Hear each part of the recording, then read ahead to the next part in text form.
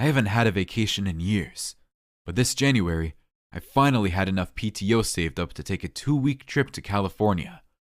My girlfriend Roxanne and I rented a really nice beach house. Because it was the off-season, it wasn't too expensive. Our first day there was pretty relaxing. I went to a nice restaurant and watched the sunset over the ocean. Then we went back to our place and drank some wine. The next morning, Roxanne slept in while I took a run on the beach.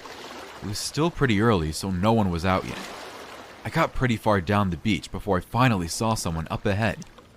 It was a woman around my age, late 20s, with the same red hair as Roxanne. I was about to run past her when she raced toward me. I could tell she was panicking and crying. I pulled out my headphones and asked her what was wrong. "Is your name Ethan?" she asked. I studied her face, trying to see if I knew her from somewhere. She didn't look familiar, but she had similar features to my girlfriend, so I assumed that she might have been one of Roxanne's cousins or something. I told her that my name was Ethan, and then she wrapped me in a big hug. She wouldn't let me go for a long time. I had to politely push her away. "Who are you?" I asked. "You're going to think I'm crazy," she said, "but I promise you I'm not." Then she took a deep breath and told me that she was my daughter. I was so shocked, I laughed out loud. I knew I didn't have a daughter. Even if I did, this woman was much too old to be mine. She had to be mistaken, or maybe she was scamming me. I told her that she had the wrong person and started to back away, but she grabbed my wrist and held me in place. She looked really desperate. She begged for me to hear her out. And then she explained that her name was Madison.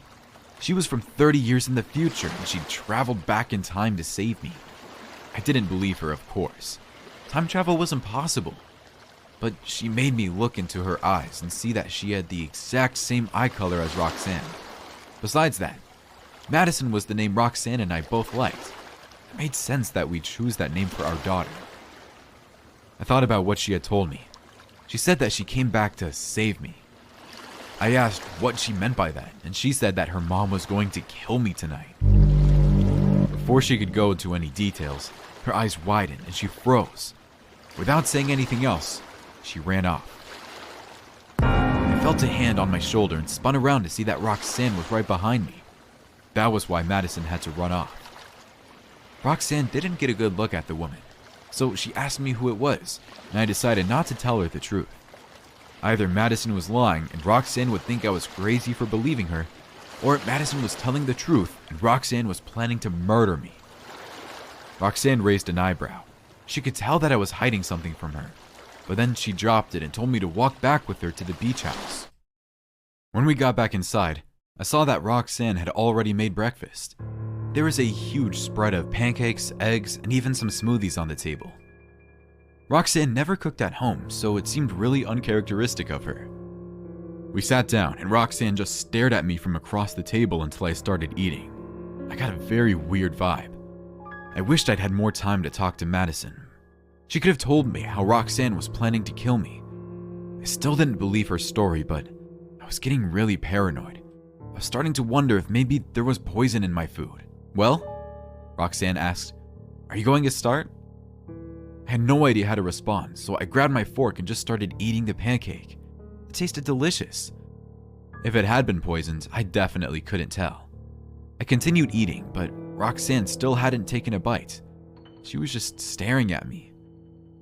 I was halfway done with my breakfast, and she still hadn't eaten anything. All I could think about was that the idea that my food had been poisoned. She asked me if I liked the meal, and I said yes. She tried to get me to finish everything, but I told her I was done and ran off to the bathroom. Just in case, I forced myself to throw up everything I'd eaten. I knew that it was stupid to be so suspicious of my girlfriend because of some made-up story, but I didn't want to risk it. When we got back out, Roxanne had cleaned up the table. I asked her if she'd eaten any of her own food, and she said, "A bit." I couldn't tell if she was lying. After that, we went out to the balcony overlooking the ocean. Roxanne leaned against the edge and invited me to stand with her. I slowly approached, but I kept imagining her pushing me over the edge. Maybe that was how she'd kill me. She kept encouraging me to stand close to her. I tried to act casual, but she could sense that I was on edge. She asked me what was wrong. I responded with the question, "Do you still love me?" She laughed and said yes. I looked into her eyes and believed her. For the rest of the day, I forced myself to forget about Madison. She was just some crazy person who had done some research on me and then made up that time travel story as some sort of sick joke. That had to be it. The fact that she looked so much like my girlfriend was just a coincidence. For the rest of the night, I was still on edge, but I forced myself to stop being paranoid. Roxanne and I went to bed pretty early, but I woke up in the middle of the night. I went downstairs to get a drink when I noticed a note on the floor. Someone had slid it from under the front door. It said, "Get out, now." I knew that Madison had left it for me. All my fear and paranoia came back at that moment. I knew it was irrational, but I needed to get out of there. If Roxanne was going to kill me that night, then I'd stay away until the morning. I quietly grabbed my keys, got in my car, and drove to the other end of the beach. I spent the rest of the night walking around alone, trying to sort through my thoughts. Once the sun came up, I drove back to the house. When I got back inside, everything was very silent. At first, I thought that Roxanne was still asleep, but when I went up to the bedroom, I saw her lying dead in a pool of blood. Someone had come in during the night and killed her while I was gone. I called the police and spent the next few hours trying to explain what had happened. They didn't believe my time travel story, but I could tell that they also didn't think I was the killer. I was so shocked that I couldn't stop crying. One of the officers just kept asking me questions. After I described Madison for the third time, the officer pulled out her phone and showed me a picture. "Is this the person that you saw?" she asked. I couldn't believe it. She had Madison's picture on the screen. "Yes," I said. "That's my future daughter."